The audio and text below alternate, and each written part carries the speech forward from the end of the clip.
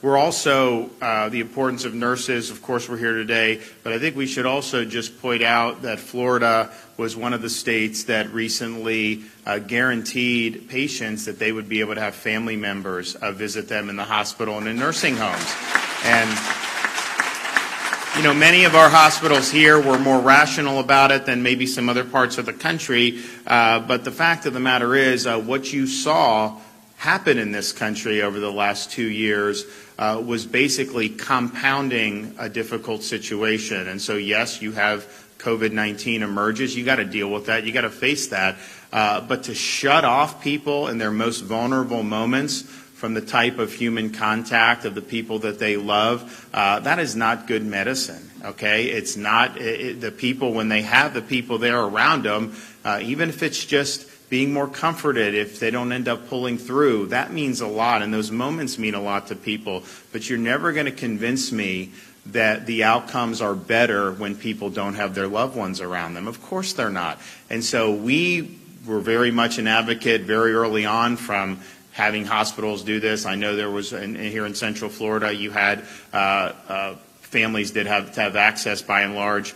There were other parts of the state it was a little bit more difficult. And so you have the right, though, when you're in those vulnerable situations, sometimes with your life hanging in the balance, the people that you love, the people that are your close family, you know, they absolutely, you have a right to have them there, absolutely. And so we're proud that we did that. I think it'll make a difference. And again, a lot of our hospitals were more rational, but I think people are going to look back at this period and there's going to be a lot of things that they just shake their head at. Like, I mean, I think like in California, I remember seeing like some guy just swimming in the ocean by himself, and they like all these police boats go and take him out of the water as if he was some real threat for COVID. I mean, so some of the stuff was ridiculous what would happen. But when you talk about saying kids can't be in school for a year, that's going to be viewed as a catastrophic decision. But I do think that the separation of the patient from their families in many of these hospitals around the country, people are going to look back today and say, you know, that was really cruel. It was not something that ultimately impacted the trajectory of the disease spread one iota, and it ends up leaving, I think, very bitter taste in the mouth of families when you're on a computer screen or a phone. You know, that is not the same thing as being there and hugging the person that you love or holding their hand and comforting them. So thanks to the legislature for passing that, and we're happy that we were able to get that done. Governor, I wanted to ask you essentially about Reedy Creek. I know that you had spoken a little bit about this, but we want to just see where you are. Sure.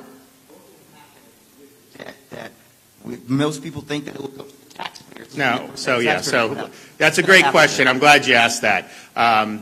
Just think about it. The same people who criticize me for saying you're punishing Disney are also saying we're going to relieve Disney of $766 million in debt. How would that be a punishment? I mean, like, it makes no sense that that would be the case.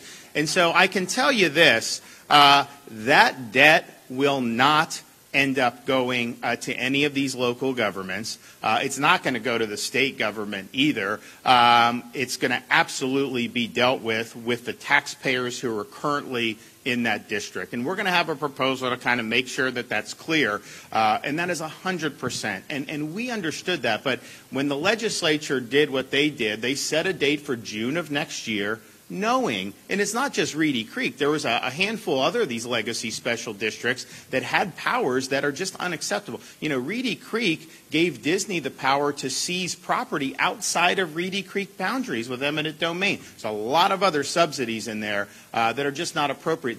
You also had some stuff in other parts of the state, obviously not as high profile. So, of course, all of that is going to be dealt with. I'd say some of those special districts may just go away. Some may be amended. Some potentially could be reauthorized. Obviously, with Reedy Creek, the path forward is Disney will not control its own government in the state of Florida. Disney will have to follow the same laws that every other company has to follow in the state of Florida. They will pay their fair share of taxes. And they will be responsible for paying the debts. And so at the end of the day, all we're doing is putting them on a level playing field with all the other companies in Florida, making sure there's no special privileges, no special deals, but that debt will be honored. Now, You hear people that will try to say locally in Central Florida, oh, this is going to force us to raise taxes. Understand, from our perspective at the state, any local government raising taxes on their citizens is unjustifiable to do that. There is not going to be any basis to do it because they're not going to have any additional liabilities. And you know what?